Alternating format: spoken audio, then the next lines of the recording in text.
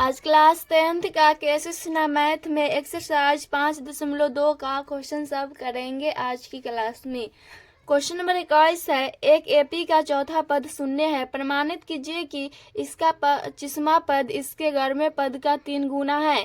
तो क्वेश्चन बोला है एक एपी का चौथा पद शून्य है, मतलब इसमें दिया है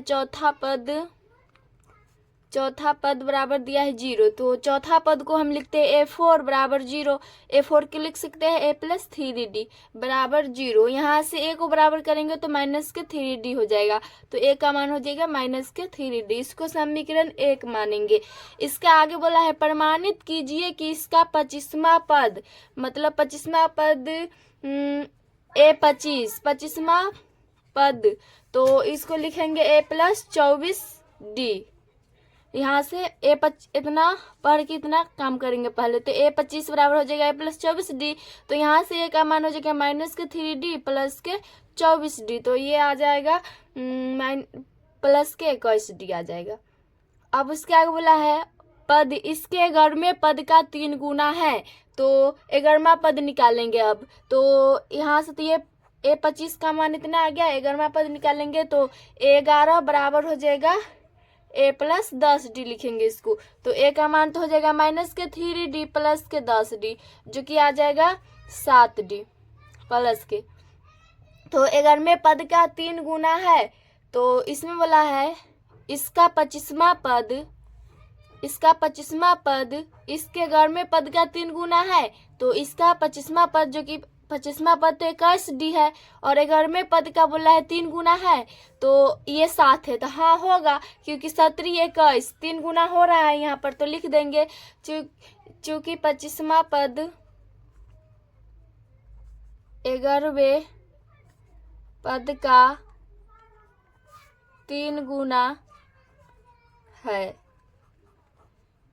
25वां पद के 11वां पद के 3 गुना है। A25 है 21D और 11 है 7D, तो इसका 3 गुना है, तो ये है, तो ये हो जाएगा। तो इसका आंसर यही हो जाएगा।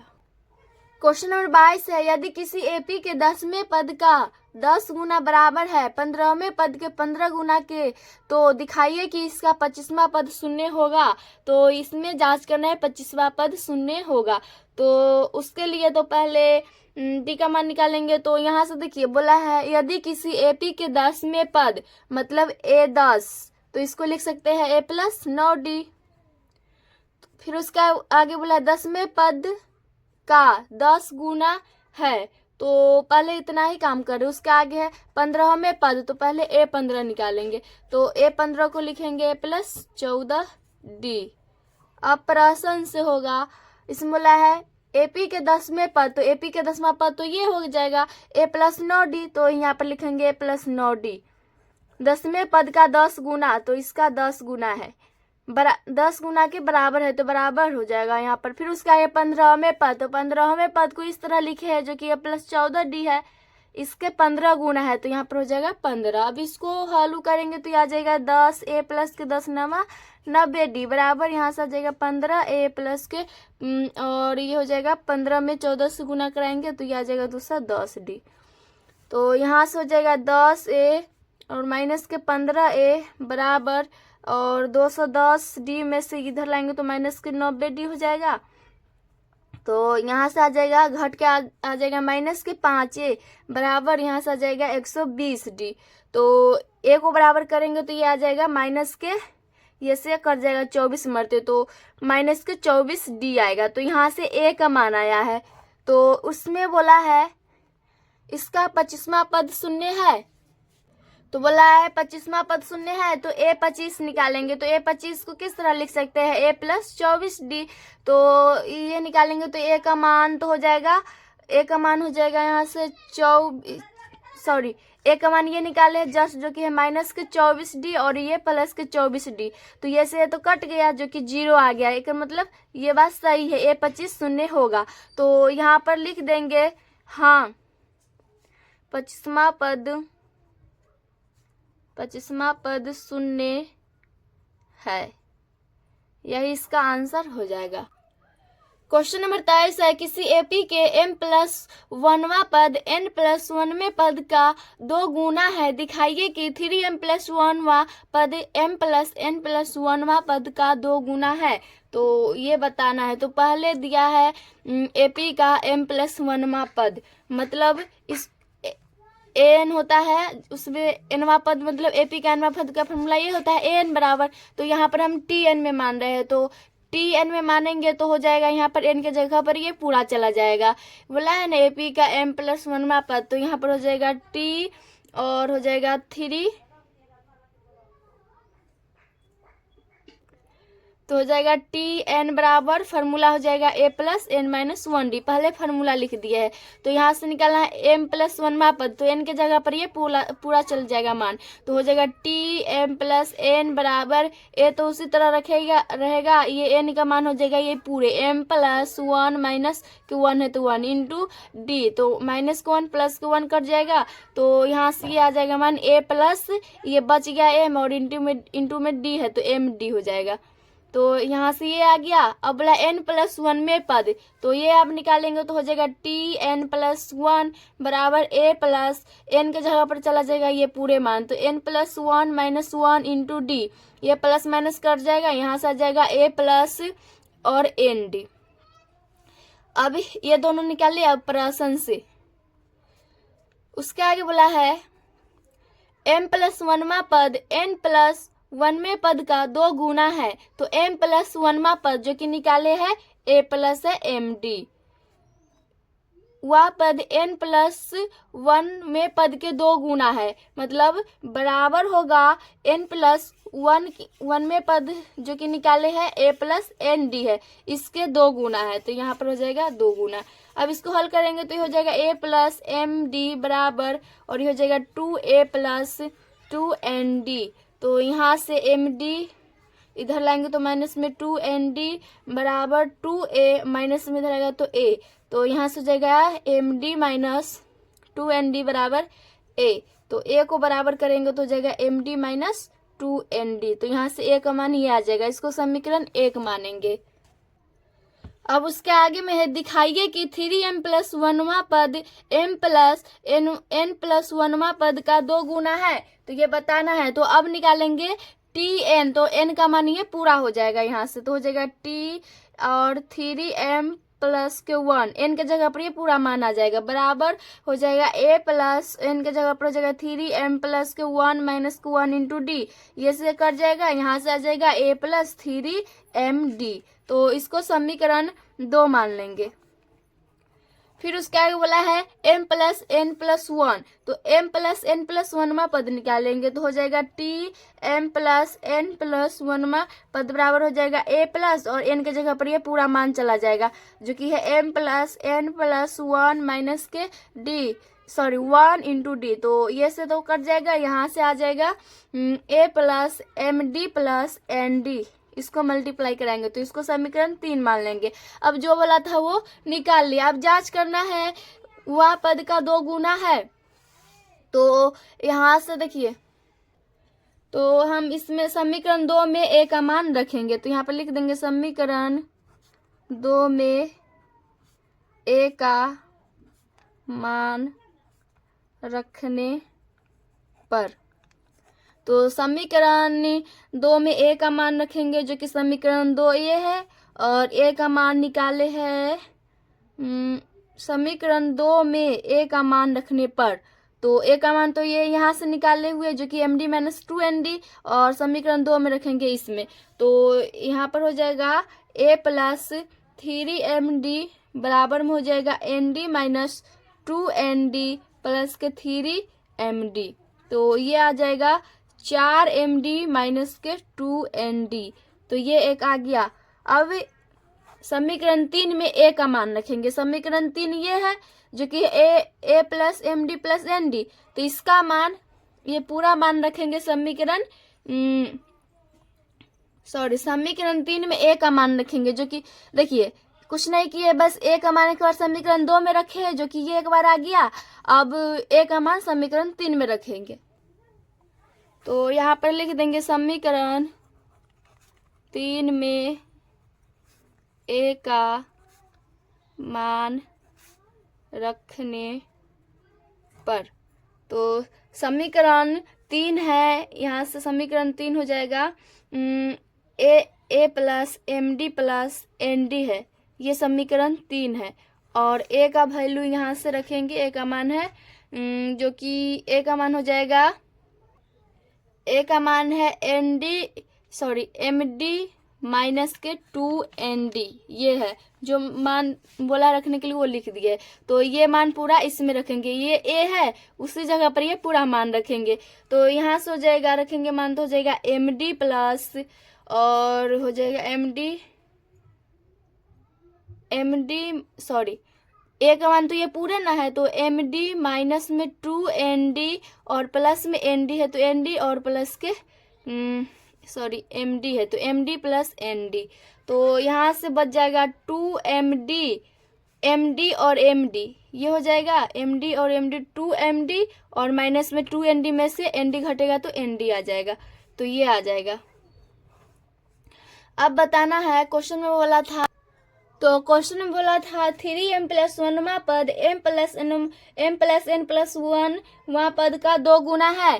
तो देखिए इसमें जो कि एक पहले निकाले थे वो आया था 4MD माइनस के 2ND, उसको हल किए थे जिसमें एक का मान समीकरण 2 में रखे थे 100 वाला, तो ये आया था मान और एक ये आया, तो इसका 2 गुना है 100 बताना है। क्वेश्चन बोला था दिखाइए कि 3m प्लस 1वां पद m प्लस n प्लस 1वां पद का 2 गुना है, तो हाँ होगा, क्योंकि देखिए इसका 2 गुना आ रहा है, 2 दूना 4 और 2 से यहाँ पर करेंगे तो ये 2 हो जाएगा, इसका 2 गुना आ रहा है तो ये हो जाएगा। तो यहाँ पर लिख देंगे चूंकि 3m प्लस 1 का nवां पद m प्लस n प्लस 1वां पद का 2 गुना है, इसका ये 2 गुना है, यही इसका आंसर हो जाएगा। क्वेश्चन नंबर 27 है, किसी एपी का nवां पद Tn है, तब दर्शाइए कि Tm plus 2T2n plus m बराबर 2Tm प्लस n का है। तो इसमें हम LHS ले रहे हैं, तो LHS में है Tm प्लस के T2n प्लस के m, ये LHS हुआ, ये RHS, तो LHS लिए तो हमको RHS लाना होगा। तो इसको बस कुछ नहीं, एपी के nवां पद का फार्मूला होता है जो कि होता है AN बराबर A plus n minus 1 into D, ये फार्मूला पर ये सभी को तोड़ देंगे। Tm है तो n के जगह पर m चला जाएगा, फिर 2n है तो n के जगह पर 2n चला जाएगा, फिर n के पूरा मान ये है 2n प्लस m, तो ये चला जाएगा n के जगह पर। तो यहाँ से हो जाएगा a तो उसी तरह रहेगा, n का मान बस हो जाएगा m माइनस में 1 इंटू डी प्लस, फिर इसको तोड़ेंगे तो a तो उसी तरह रहेगा और इंटू में n के जगह पर चला जाएगा 2n प्लस के m और माइनस में 1d। अब a हो जाएगा 2a, यहाँ से बच जाएगा m प्लस और ये 2n को हम ले रहे हैं, फिर प्लस m माइनस 1 और माइनस के 1 इंटू डी, दोनों में कॉमन आ रहा है तो डी कॉमन ले लेंगे। तो यहाँ से आ जाएगा 2a और m प्लस, यहाँ पर हो जाएगा ये m है तो m प्लस m जो कि हो जाएगा 2m प्लस के 2n और माइनस को 1 माइनस को 2 माइनस के 2 हो जाएगा इंटू डी। तो यहाँ से आ जाएगा 2 इंटू और हो जाएगा a प्लस 2m प्लस के 2n और माइनस में 2 इंटू डी। यहाँ पर देखिए ये a नहीं होगा, यहाँ पर ये हम a कर दिए तो अंदर में होगा a प्लस a, तो ये आ जाएगा 2a प्लस, यहाँ पर भी आ जाएगा 2a। तो अब इसमें से देखिए 2 कॉमन लेंगे, ये नहीं होगा, तो 2 कॉमन लेंगे तो बच जाएगा a प्लस और यहाँ पर हो जाएगा 2m प्लस 2n, सॉरी ये नहीं होगा, a कॉमन लेंगे तो इसमें से 2 कॉमन लेंगे तो बच जाएगा a प्लस और m plus n minus 1 into D. देखिए इसमें से बस कुछ नहीं किए, 2 कॉमन लिए तो 2 बाहर निकल जाएगा, a बच जाएगा, फिर 2 से 2 कर जाएगा, 2 से 2 कर जाएगा तो m प्लस n, 2 से 2 कर जाएगा तो माइनस को 1 और d उसी तरह रहेगा। तो देखिए इसमें इसके बराबर है RHS को, हाँ है, क्योंकि देखिए RHS है 2Tm प्लस के n, ये है RHS में। तो इसको फार्मूला पर तोड़िएगा, ये फार्मूला जो कि एपी के अनुमा पद का फार्मूला होता है n बराबर, इस पर n के जगह पर ये पूरा मान रखिएगा तो यही आएगा, तो ये बराबर हो जाएगा। तो यहाँ पर लिख देंगे ये RHS आ जाएगा, ये RHS हो जाएगा। यही प्रूफ करना था, यही प्रूफ है। क्वेश्चन नंबर 31 है, एक आदमी की नियुक्ति 740, 1500 रुपये के वर्तमान पर हुई, बताइए कितने वर्षों में वह अपने अधिकतम वेतन पर पहुंचेगा। तो यहाँ पर हम लिखेंगे आदमी की नियुक्ति जो कि है 700 रुपये पर होती है, ये लिख दिए। तब हो जाएगा तथा 40 रुपये प्रति वर्ष वेतन में वृद्धि होती है। तो इसका अनुक्रम बन जाएगा, बोला है आदमी की नियुक्ति 700 रुपये, तो यहाँ पर हो जाएगा 700 तथा 40 रुपये प्रति वर्ष वेतन में वृद्धि होती है। वृद्धि मतलब बढ़ना, 40 रुपये प्रति वर्ष, तो हो जाएगा आप 740, इसमें 40 जुड़ जाएंगे तो 780 डॉट इसी तरह ये जाएगा 1500 तक। यहाँ पर दिया है ना लास्ट में 1500 तक। तो इसमें बताना है अधिकतम वेतन पर पहुंचेगा, वह अपने अधिकतम वेतन पर पहुंचेगा, मतलब यहाँ से देखिए ए का मान निकल जाएगा, डी का मान निकल जाएगा और ए एन दे दिया है, तो हमको एन निकालना होगा। तो यहाँ पर लिख देंगे ए का मान है 700, डी निकालेंगे तो 740 माइनस 700 जो कि आ जाएगा 40, और ए एन का मान दे दिया है जो कि है 1500। हमको निकालना है एन का मान। तो एपी के अनुमा पद का फॉर्मूला होता है एन बराबर N A plus N minus 1 into D. A N का मान है 1500 बराबर ए का मान हो जाएगा 700 प्लस एन निकलना है तो उसको उसी तरह रखेंगे, डी का मान है 40, तो 1500 इसको इधर लाएंगे तो माइनस में 700 बराबर एन माइनस 1 इंटू 40। तो यहाँ से आ जाएगा 1500 में 700 घटाएंगे तो आ जाएगा 800 बराबर एन माइनस 1 इंटू 40। तो यहाँ से एन माइनस 1 को बराबर करेंगे तो 800 बट्टा 40 ये कट जाएगा, एन माइनस 1 बराबर आ जाएगा 40 दूना 80 20 मरते कट जाएगा, तो एन को बराबर करेंगे तो ये हो जाएगा 20 प्लस 1 जो कि एन का मान आ जाएगा 21, तो ये 21 रुपये हो जाएगा, यही इसका आंसर हो जाएगा। क्वेश्चन नंबर 32 है, बैंक में जमा की गई राशि 4 वर्षों में 600 रुपये और 12 वर्षों में 800 रुपये हो जाती है। जमा की गई राशि तथा प्रत्येक वर्ष जोड़ा गया ब्याज ज्ञात कीजिए। तो यहाँ पर हम मान लेंगे माना कि बैंक में जमा की गई राशि को हम मान रहे ए रुपया और ब्याज को हम मान रहे हैं डी रुपया, तो हमको ये दोनों निकालना होगा। तो प्रश्न से इसे बोला है बैंकों में जमा की गई राशि 4 वर्षों में मतलब ए 600 रुपये है, तो ये बराबर हो जाएगा 600। यहाँ से इसको लिख सकते हैं ए प्लस 3डी बराबर 600, इसको समीकरण 1 मानेंगे। अब पुनः उसके आगे और 12 वर्षों में 800 रुपया, तो 12 वर्षों मतलब वर्षों में बोला तो टी में मान रहे, तो टी 12 बराबर हो जाएगा 800 रुपये, इसका मतलब ये दिया है। तो इसको लिख सकते हैं ए प्लस 11 डी बराबर में 800, इसको समीकरण 2 मानेंगे। अब यहाँ से और डी का मान आराम से आ जाएगा, समीकरण 2 में से 1 को घटा देंगे, तो यहाँ पर लिख देंगे समीकरण 2 माइनस 1 से समीकरण 2 है ए प्लस 11 डी बराबर 800, समीकरण 1 है ए प्लस 3 डी बराबर 600, तो घटाएंगे तो माइनस माइनस ये से कर जाएगा, यहाँ से आ जाएगा 8 डी बराबर 200, तो डी को बराबर करेंगे तो 200 बट्टा 800, तो ये कर जाएगा, डी का मान आ जाएगा यहाँ से 25। तो ब्याज तो आ गया, जो कि ब्याजों को हम डी माने थे तो ये ब्याज आ गया। अब हमको निकालना है जमा की गई राशि, तो यहाँ पर डी का मान समीकरण 1 या 2 में रख देंगे। तो लिख दिए समीकरण 1 में डी का मान रखने पर, तो समीकरण 1 है ए प्लस 3 डी बराबर 600, तो ए प्लस 3 गुने डी का मान 25 बराबर 600 हो जाएगा। तो ए को बराबर करेंगे तो 600 और इधर जाएगा तो 25 तिया 75। ए बराबर आ जाएगा घट के ये आ जाएगा 525 रुपया। तो ए का मान भी आ गया और डी का मान यही निकालना था। तो यहाँ पर लिख देंगे बैंक में जमा की गई राशि बराबर ए रुपया था, जो क्या है 525 रुपया। फिर उसी तरह ब्याज हो जाएगा, ब्याज बराबर जो कि डी रुपया था तो डी का मान है 25 रुपया। तो ब्याज हो जाएगा 25 रुपया और जमा की गई राशि हो जाएगा 525 रुपया। यही इसका आंसर हो जाएगा। क्वेश्चन नंबर 33 है, एक आदमी अपने ऋण को अधियोगी में प्रथम किस्त में 100 रुपया देता है। यदि वह मासिक किस्त में 5 रुपये की वृद्धि करता है तो वह अपने 30वीं किस्त में कितनी राशि देगी। तो बोला एक आदमी अपने ऋण को अधियोगी में प्रथम किस्त मतलब A1 100 रुपया देता है।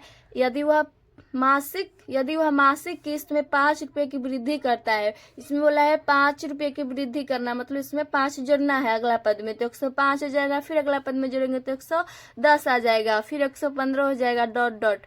और बोला है वृद्धि करता है तो वह अपने 30वीं किस्त में कितनी राशि देगी। 30वीं किस्त मतलब n का मान दे दिया है 30, तो यहाँ से a का मान 100 दिया है और d का मान हो जाएगा 105 माइनस 100 जो कि आ जाएगा 5। और 30वीं किस्त बोला है तो n का मान दे दिया है 30। यहाँ से हमको an निकालना है।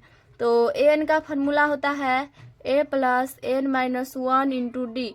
n तो निकालना है तो इसको इसी तरह रखेंगे, n के जगह पर रख देंगे 30। तो a 30 बराबर a का मान हो जाएगा 100 प्लस n का मान 30 माइनस 1 इंटू डी का मान हो जाएगा 5।